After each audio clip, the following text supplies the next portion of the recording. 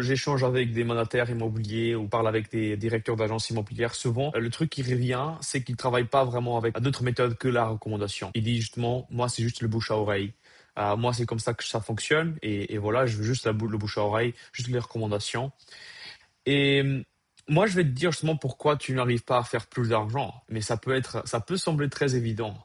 Mais souvent, n'est pas le cas. C'est pas le cas, en fait. Tu vois, c'est impossible de faire plus d'argent ce que tu fais actuellement de manière prévisible juste avec le bouche à oreille.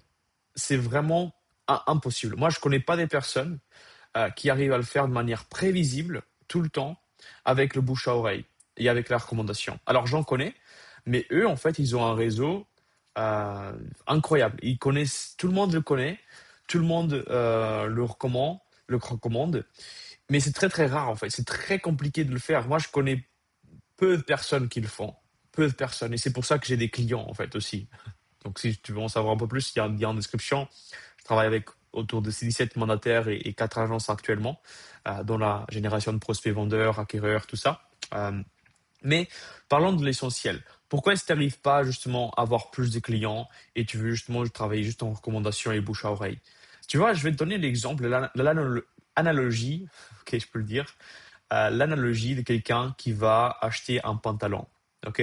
Parce que ça va te donner vraiment l'exemple concret. Tu vois, en fait, tu peux comparer une agence qui rentre des mandats avec la recommandation à une agence qui rentre du mandat avec des actions commerciales de outbound. Disons, il va chercher des prospects. Ok, ou il y a une manière quelconque d'avoir des prospects qui viennent vers eux. Ok, je peux te donner l'exemple, quelqu'un qui va avec dans cette agence-là, en fait, qui fait de la recommandation, c'est comme si quelqu'un allait dans un endroit pour acheter un pantalon. Il savait déjà quel était le pantalon qu'il voulait acheter.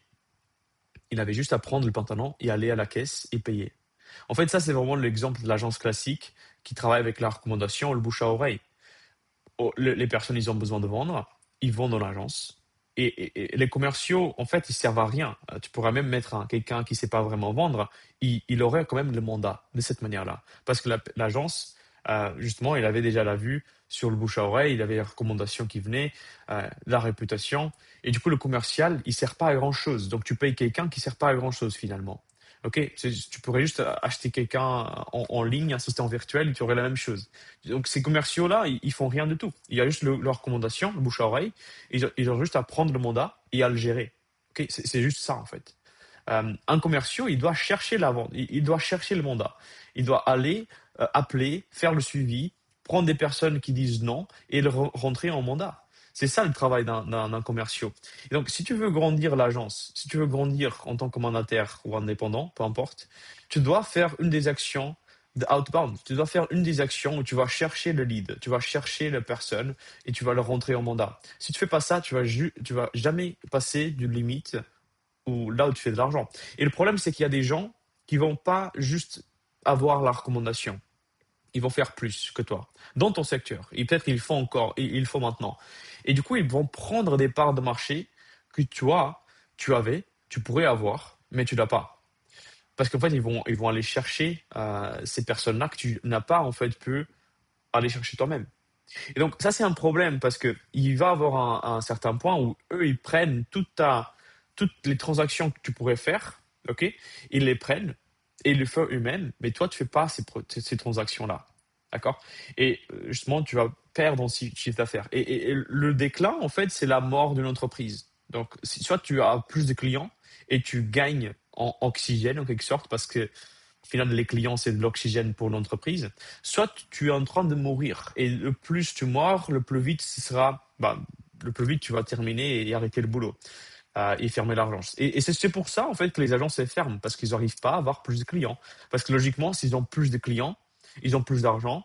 Et du coup, ils ont plus d'oxygène pour survivre 2, 3 années en plus. D'accord? Et donc ça, c'est le seul but d'une entreprise, c'est de survivre un peu plus de temps. Ok. Et il y a pas de gagnants ou de perdants. En fait, il y a des gagnants. Il y a pas de perdants en fait dans le business. Il n'y a pas de gagnants dans le business. Il y a juste des perdants. Parce que ceux qui gagnent, c'est ceux qui sont dans le business. Et ceux qui perdent, c'est ceux qui arrêtent de faire du business. Ok. C'est assez logique. Mais il n'y a pas de gagnant. Il n'y a pas une personne qui va gagner. Ok. Il y a juste des survivants. Il y a juste des personnes qui survivent dans le marché. OK? Et pourquoi je fais ça? Pourquoi je fais cette tangente énorme peut-être par rapport à ce que je vais expliquer? C'est que je rencontre beaucoup de personnes comme ça, que je rencontre beaucoup d'agences qui sont dans cette optique-là, ou de mandataires qui sont dans cette optique-là, de juste avoir des recommandations qui viennent, de juste avoir, d'attendre le bouche à oreille qui vient. Le problème, c'est que tu peux pas grandir de manière prévisible comme ça, en fait. À un certain moment, tu dois faire de la pige, tu dois faire des actions commerciales, tu dois faire le porte-à-porte, tu dois faire des boîtages, tu dois faire des actions en fait. Sinon, tu n'arrives pas à rentrer plus de mandats. Si tu rentres pas plus de mandats, tu vas pas faire des ventes dans 3 mois, dans 6 mois. Et donc, tu n'as pas d'argent.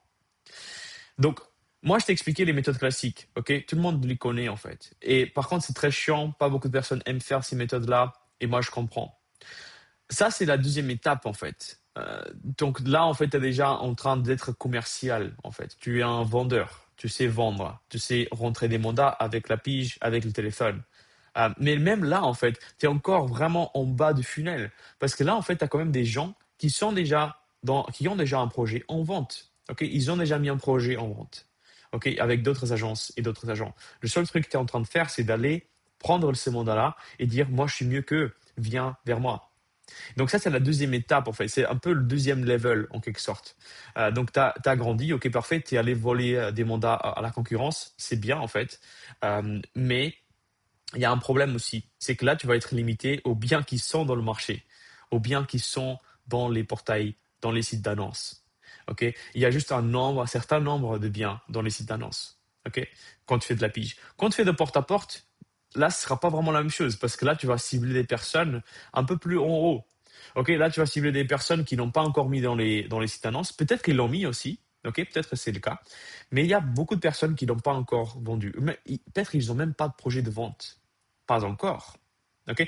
Et Grant Cardone, je sais pas si tu connais, Grant Cardone, c'est un des plus grands, une des plus grandes personnes dans l'immobilier aux États-Unis.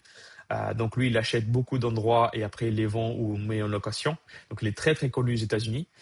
Et lui, il a un truc où il dit justement euh, quand quelqu'un, enfin, il appelait les personnes. En fait, c'est un vendeur incroyable. Et lui, il appelait les personnes et pour lui, il n'y avait pas vraiment de pas intéressés. Il n'y avait pas vraiment de mauvais prospects. Le seul truc qui comptait, c'est que bah, ils n'étaient pas intéressés maintenant. Mais ça, c'est maintenant. Dans 3 mois, peut-être il sera intéressé. Dans 6 mois, il sera un vendeur. Donc, ça, c'est juste maintenant. OK? Et souvent, en fait, c'est compliqué de comprendre parce qu'on n'a pas vraiment une notion du temps. On n'a pas une notion vraiment de comment les gens ils changent et comment les situations de ces personnes-là ils changent pendant le temps. Mais ça, c'est une réalité. Donc, et peut-être qu'ils sont pas vraiment vendeurs maintenant, mais tu sais qu'ils ont une maison, ok? Tu sais qu'ils sont les propriétaires de cette maison-là, et tu sais que plus tard ou plus tôt, ils vont devoir partir peut-être, ok? Quelque part, ok? Ils doivent vendre, ok? Mais tu sais au moins qu'ils sont propriétaires. Et donc, ça, c'est une information vitale. Et après, le seul truc que tu peux faire aussi, c'est de demander des recommandations. Mais ça, tu connais aussi. Donc, tu peux vraiment faire ça. Le problème qu'on remarque avec tout ça, c'est que tu as une manière d'avoir des nouveaux clients, ok, qui n'est pas vraiment la recommandation ou le bouche à oreille, soit la pige, soit le terrain. Tu peux faire les flyers. Moi, je pense que les flyers, ça sert à rien, ça, sincèrement. Je pense que le porte-à-porte et la pige, c'est la meilleure des choses pour commencer à avoir déjà des résultats autres que le bouche à oreille, autres que les recommandations et le réseau. Euh, et la dernière étape, en fait, si tu veux vraiment grandir dans le monde de l'immobilier, et devenir vraiment incontournable, tu dois faire ce que les plus grandes agences font. Quand tu vois les agences Kretz, par exemple, sur Netflix, c'est ça ce qu'ils font. Ok.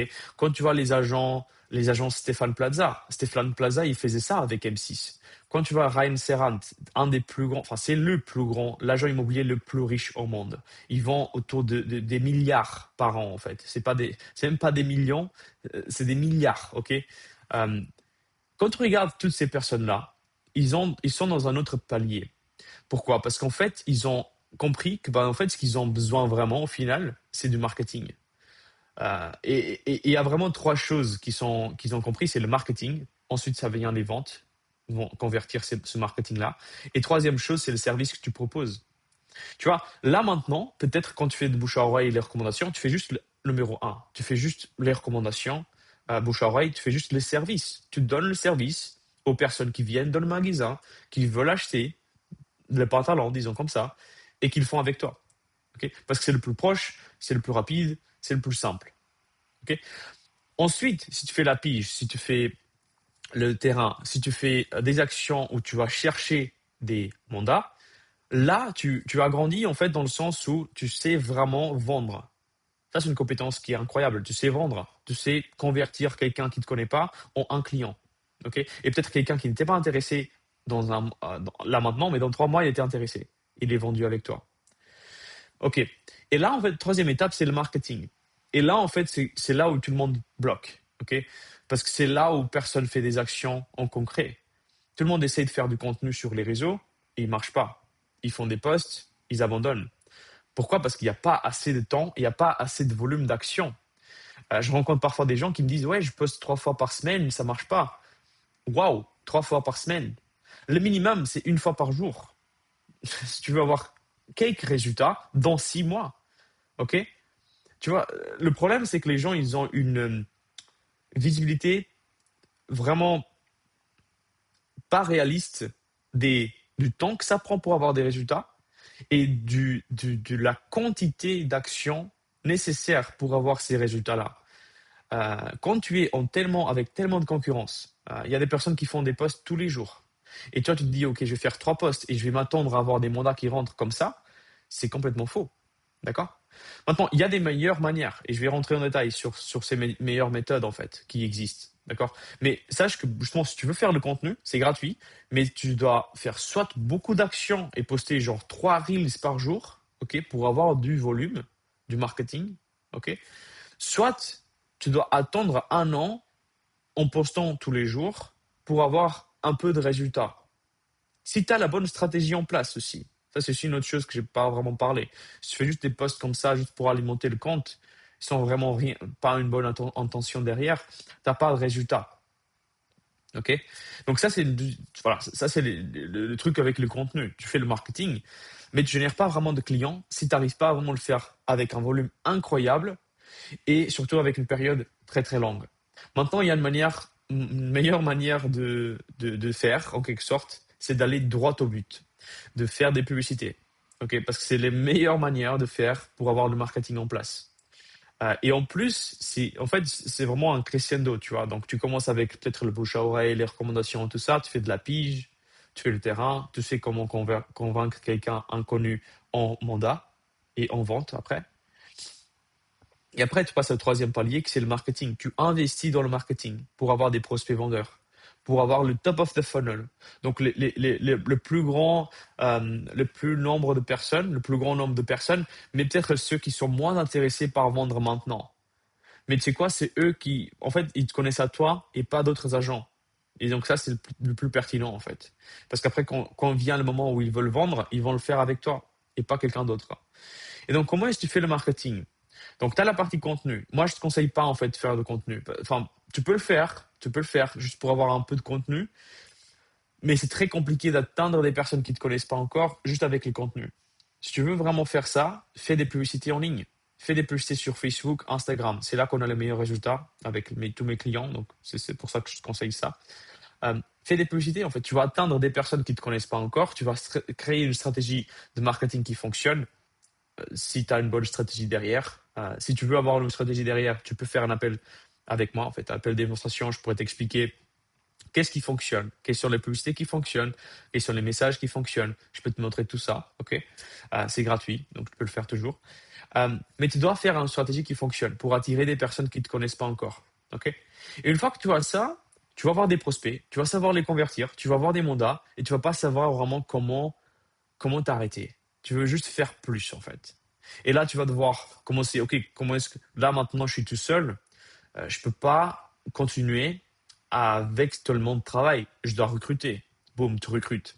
Peut-être tu veux ouvrir une agence. Tu ouvres l'agence, si tu es mandataire, par exemple. Tu ouvres l'agence et tu recrutes 2, 3 personnes. Et eux, en fait, tu auras un avantage incroyable pour qu'ils travaillent avec toi parce que tu sauras comment générer des prospects. Alors que pas beaucoup de personnes savent le faire. Tu vas savoir comment générer des prospects et ensuite tu peux les apprendre à convertir ces prospects. Ok. Et tu vas avoir un système qui est vraiment fluide, d'avoir une personne qui ne te connaît pas jusqu'à avoir un mandat qui se vend. tu auras vraiment tout le processus en place. Et là, en fait, c'est là que tu deviens un entrepreneur parce que tu as une entreprise à gérer. Mais maintenant, tu n'es pas vraiment dans l'opérationnel, tu vois. Tu n'es pas dans l'opérationnel parce que bah, toi, tu as fait le service, ok, tu as appris aux commerciaux de faire ce service-là. Et peut-être tu as aussi des commerciaux qui vont appeler les prospects. Du coup, tu n'as pas vraiment besoin de les appeler. Donc, tu as cette partie-là, vente déjà gérée. Et si tu veux, tu peux même déléguer à quelqu'un, comme moi par exemple, de faire la partie génération de prospects. Et du coup, tu as vraiment tout qui fonctionne pour toi. Le seul truc que tu as à faire, c'est gérer l'équipe, gérer justement être un responsable d'agence, être un directeur d'agence. Et c'est pour ça en fait que je pense que je pense que c'est simple le business, mais ça prend beaucoup de temps, ça prend beaucoup d'efforts. Et ça prend justement le fait de savoir, OK, où est-ce que je suis en fait? Est-ce que je suis entré dans la partie encore service, où j'ai juste les recommandations qui viennent et je donne juste mon service? Est-ce que je suis déjà dans l'étape vendeur, où je vais aller chercher des personnes qui ne me connaissent pas encore et je rentre des mandats comme ça? Ou est-ce que je suis déjà dans l'étape où j'ai quelque chose qui fonctionne pour moi, j'ai des leads qui viennent, je convertis juste ces prospects-là? Ou est-ce que je suis dans l'étape, la dernière étape, ce serait justement d'avoir quelqu'un qui est dans les trois endroits en spécifique, qui font tout ça pour toi. Et le seul truc que tu as à faire, c'est de voir l'entreprise grandir, gérer les choses bien sûr, et être le responsable de l'agence en fait, gérer surtout l'équipe. Je pense que c'est surtout le plus important. Euh, donc voilà, ça c'est vraiment les trois étapes. Alors ça a commencé parce que je pense que bah, si tu voulais grandir et que tu avais juste les recommandations, ce que je vois souvent, tu peux pas vraiment grandir juste avec la recommandation. Tu peux pas. Tu dois passer à la prochaine étape et à une prochaine étape. Et en fait, je dirais même, une fois que tu as l'agence qui a fait ça, tu peux ouvrir une deuxième agence et faire la même chose. Une troisième agence et faire la même chose. Parce que tu sais en fait comment ça fonctionne au fur et à mesure du temps. Tu sais quelles sont les étapes à faire et tu as juste à dupliquer et à dupliquer, tripliquer, quadrupliquer tes chiffres d'affaires. Ok? Et c'est comme ça que tu construis vraiment une génération incroyable derrière toi et tu construis tes agences en fait. Mais tout commence avec le service, ensuite vente et ensuite marketing pour avoir des prospects. C'est vraiment les trois étapes. Tu peux dire cela de différentes manières, tu peux donner des différents noms à ces trois choses, mais dans tout business, pour n'importe quelle chose que tu vends, n'importe ce que tu vends, ce sera toujours les trois choses qui seront importantes. La troisième chose, je pense que c'est la plus importante parce que si tu as des prospects, c'est l'oxygène qui va te donner dans le business, en fait, au final. Donc voilà, tu auras le lien en description si tu veux faire un appel avec moi. Je pourrais te montrer des stratégies qui fonctionnent actuellement dans l'immobilier en France, Luxembourg, Belgique, même en Suisse. Et abonne-toi, laisse un like si tu veux en savoir un peu plus sur les prochaines vidéos aussi. Tu veux être à jour par rapport à ces prochaines vidéos. Et je te souhaite une belle journée. Allez, ciao, ciao.